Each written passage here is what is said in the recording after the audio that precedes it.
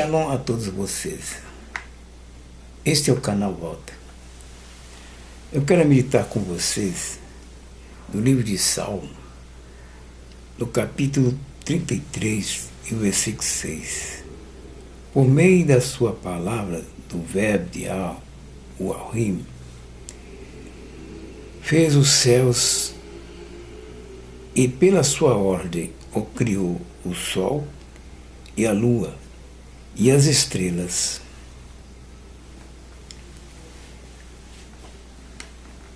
Pesados, amigo,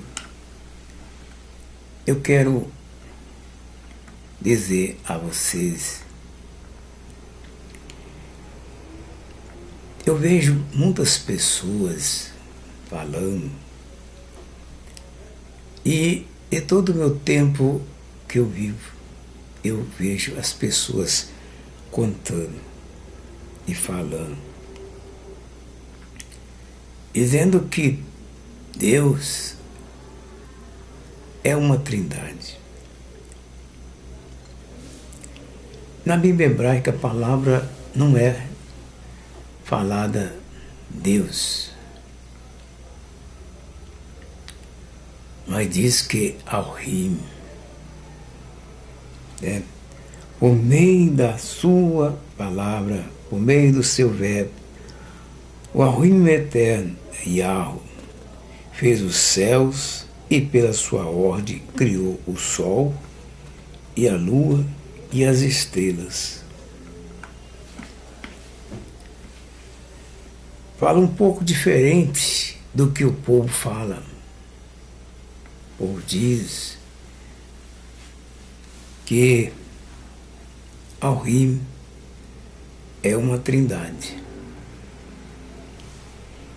Mas lendo o versículo,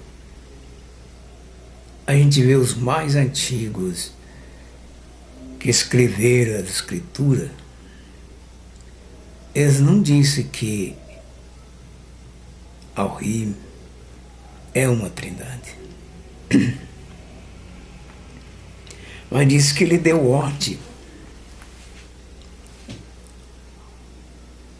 por meio do seu verbo. Ele ordenou pelo verbo. O Elohim Yahweh fez os céus e pela sua ordem que ele deu, criou o sol, a lua, as estrelas. Mas não disse que foi uma trindade que fez isso. É um pouco diferente. E eu acredito que ele é o único Yahweh verdadeiro. Não é uma trindade. Eu entendo isso, que ele não é uma trindade. Porque foi o versículo quem disse. Não está dizendo que ele era uma trindade. É um pouco diferente. Aqui nós temos mais outros versículos que o salmista escreveu, esse salmo. Ele diz, Elohim juntou os mares num lugar só e guardou as águas profundas num reservatório. Mas aqui não diz que uma trindade ajuntou os mares num lugar só e guardou as águas profundas num reservatório. É um pouco diferente. Também ele disse assim, que quando a terra toma Elohim eterno, que todos os habitantes do mundo e o temem. Você vê que ele falou isso e apontando por todas as pessoas que vivem, que respirem, que toda a terra tema, que toda a terra tema ao Rim e ao que todos os habitantes do mundo o temem.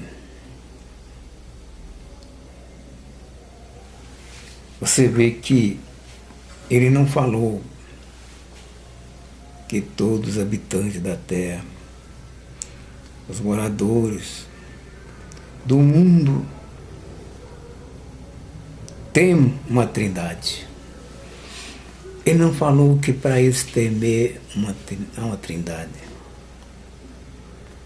mas disse que para temer ao Rim e ao, bem diferente. Eu acredito que eles estão certos. O salmista falou, porque ele está baseado em fatos reais. Ainda no versículo 9 ainda falou assim, e pois ele falou o Rim, e o mundo foi criado. Diz que Rim falou e o mundo foi criado. Ele ordenou e logo tudo apareceu.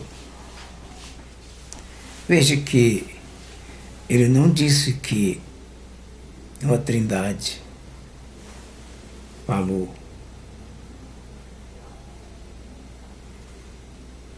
Ele disse que somente apontando para o Rim e ao. Aonde que vocês hoje lê na Bíblia que foram adulteradas, e muitos deles dizem que a palavra Deus e Senhor, ela é a transliteração do hebraico para o português. Mas veja que a transliteração, quando ela é transliterada do hebraico para a língua portuguesa, ela não sai do seu som original.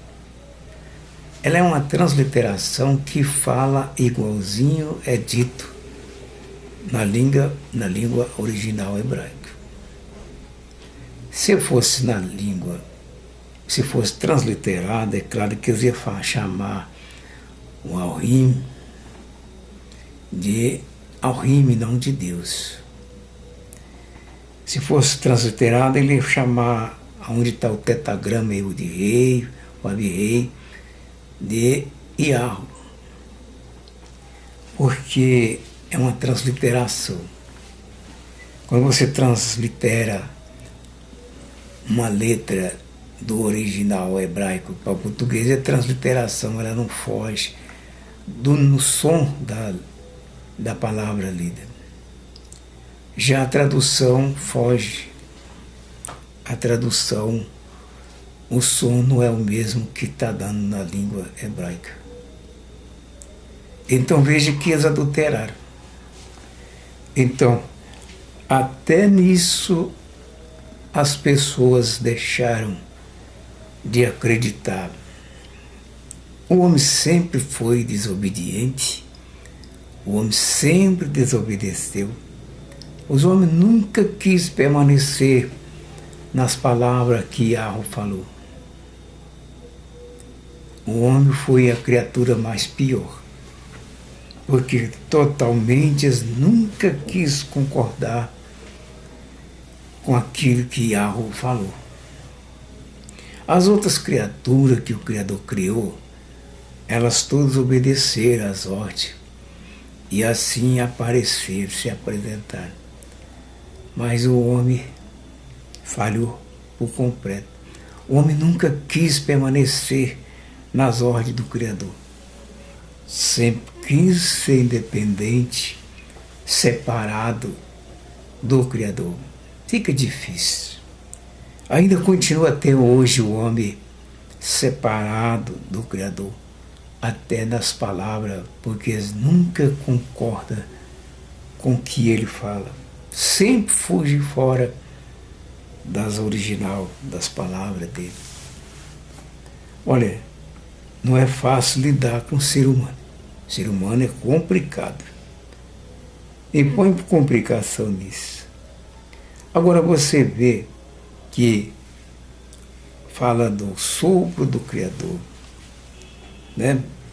O Criador fez, falou, e elas todas se cumpriram, né?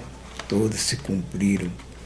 Aqui no livro de Jó, nós temos aqui uns versículos citados pelo próprio Jó, falando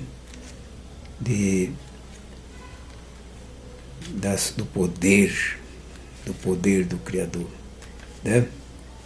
Que no capítulo 23, o capítulo 26, o versículo 13, que diz assim: com o seu sopro, o sopro de Arro, o Arrim, com o seu sopro, Arrim, que é o mesmo vento, que é chamado também de Espírito. Arrim limpou o céu e com a sua mão matou a serpente fugitiva. Você vê que todos eles mostram a autoridade do Todo-Poderoso. Todos eles falam da grandeza do Todo-Poderoso. Eles não saem fora, porque eles reconhecem a autoridade, o poder que o próprio Criador tem. Aqui fala como se fosse uma serpente que ele matou, né? Com a sua mão matou a serpente fugitiva. O que dá para entender que Arrim transpassou com sua mão, destruindo a serpente fugitiva. Assim, uma simbologia, né? Que de uma lenda passada, que eles falavam a referência à lenda antiga, em que Arrim perseguiu e matou a serpente, né? Perseguiu e matou a serpente. Apenas só uma lenda contada. Mas quer dizer que o poder imenso do Criador, né? Que mesmo que na simbologia mostra o terror, né? Que o mal faz prejudicando alguém, ou assustando com uma tempestade de vento, as nuvens escuras, trovejando, relampeando, e vendo raio saindo nas nuvens, e trovão pesado. Então, muita água. As pessoas que viveram naquele tempo, então para eles era muito terrorizante quando vê um lugar escuro, imenso, com uma tempestade enorme. Então parece que está uma coisa muito terrível, igual no caso da grande serpente enorme, né? Com o seu poder de eliminar aqueles que são mais fracos. Então as pessoas sempre teve temor com respeito às feras, às víboras, à serpente. Então, simbolicamente, onde você está sozinho, num lugar escuro, só trovoada, relâmpago, então faz a pessoa ficar amedrontado. Mas simbolicamente essa serpente faz uma referência assim, num tempo muito tempestuoso, né? Assustador. Mas o Criador, com seu braço forte, transpassou a serpente, destruiu a serpente. Quer dizer, que acalmou aquilo que era aterrorizante. Ele, com seu poder, fez calmar, como se fosse no caso de a Rússia, quando estava no mar, e quando eles entraram no barco, os seus discípulos, e a Rússia estava dormindo, cansado, e ali então seus discípulos, com medo do barco afundar por ventania, tempestade, com aquele vento forte, quase se inundando o seu barco. E ele acordou o mestre, nós estamos perecendo. E a Rússia levantou e olhou, falou: calma, vento. Quieta. E no mesmo instante o vento aquietou, calmou. Vocês vê quem era Yahweh. Então você vê que a Rússia fez a tempestade calmar. Isso prova realmente o poder do Criador. Porque nada neste mundo é mais forte do que aquele que criou todas as coisas. Todas as coisas foram feitas por meio de Yahweh. E só Ele pode sustentar, proteger da vida e calmar as tempestades que faz que a pessoa fica com muito temor, medo, porque todos que estão vivos têm medo de morrer. Então seus discípulos ficaram alegres por ver o vento calmar e a tempestade parar. E aí o mar se tornou em paz, normalmente. E aí você vê então o poder do Criador. As simbologias sempre foram para despertar o interior do homem, para mostrar a realidade. Quem é Yahweh? Mas acontece que em todas essas explicações nunca foi apresentado que Yahweh é uma trindade,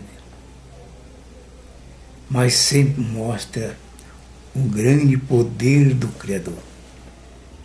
É bem diferente. Então veja que aqueles que confessam que o Todo-Poderoso é uma trindade, está fugindo da original. Porque lá não diz que ele é uma trindade, mas diz que ele é único. E tem uma diferença muito grande. E por isso você vê as diferenças. Comparando o poder do Criador, ele mesmo fazendo tudo sozinho, ele ordenando com a sua voz, e tudo obedecendo a sua voz. Então você vê aí que o mais pior é o homem. O homem sempre duvida do poder do Criador. O homem sempre faz as coisas ao contrário daquilo que o Criador faz. Mas as outras coisas, todas elas obedecem. Quando o Criador fala, elas calmam, elas ficam quietas. Mas o homem nunca quer sujeitar o Todo-Poderoso. Que situação! Agora você vê aí que Elohim não é uma trindade. Porque aquele povo judeu também viveram lá no passado e eles viveram no meio de muitos deuses. Né? Viveram no meio de muitos deuses. E era tanto Deus que eles viam que eles ficavam até abismados. Porque para eles parecia real aquilo que os homens punham na mente, né? E passava para os fracos, né? Passava para os fracos. E os fracos, por medo, então muitas vezes sujeitavam as ordens dadas, acatadas, porque alguém falava para eles que era verdade. E eles então acreditavam muito naquilo que eles falaram. Então veja que no Êxodo capítulo 3, e o versículo 15, que a gente vamos a meditar, né? É que o mês de terror trouxe uma mensagem dada pelo próprio Criador. Né? O Criador trouxe a mensagem, mandou ele dar a mensagem para aquele povo que viveram lá no capítulo 3 de Êxodo e o versículo 15. Foi dito assim, na Bíblia, linguagem de hoje. O Yahweh, Elohim dos seus antepassados, o Elohim de Abraham e de Isaac e de Jacó, me enviou a vocês. Este é o seu nome para sempre. Assim ele será lembrado por vocês e em todos os tempos. Você vê que Mesteu, chamado por nome de Moisés, e às vezes as pessoas chamam de Moshe, e aí você vê a mensagem que Yahweh deu para ele foi essa: o Eterno, que chamado na linguagem de hoje é Yahweh, o Elohim dos seus antepassados, o Elohim de Abraham e de Isaac e de Jacó, me enviou a vocês. Este é o seu nome para sempre, e assim ele será lembrado por vocês em todos os tempos. Você vê que eles reconheceram. Ele estava vivendo no meio de um povo que tanto Deus e tanto Deus tinha trindades, tá? E assim, quando o Mesteu ensinou para eles, apresentando que Elohim, Yahweh, pai de Abraham e de Isaac, de Jacó, enviou. Mas ele não disse que ele era uma trindade. Ele não disse que a trindade se apresentou a ele e falou para ele, lembrando para eles que os seus antepassados, Abraham, Isaac e Jacó, tinham uma trindade, ou adoravam a trindade. Mas, pelo contrário, diz que é Yahweh, o Elohim, que falou para ele Se fosse uma trindade, eu tinha falado para ele que era uma trindade, que tinha se apresentado a ele e falou para ele. Ele não disse que era uma trindade. Meus amigos, eu poderia falar um pouquinho mais com vocês, mas eu prefiro ficar parado neste versículo e meditar com você no próximo vídeo. Até mais, eu vou meditar com vocês no outro vídeo e quero lembrar vocês mais uma vez, porque em todos esses versículos que eu tenho meditado com vocês, aqui nenhum desses ensinadores do Antigo Testamento falaram que Yahweh é uma trindade, mas disse que ele apresentou a ele como seu Elohim Yahweh. Esse era o nome que foi dado para ele, e não uma trindade. Vamos ficar nessas palavras corretas que eles falaram, e era verdade. Até o próximo vídeo.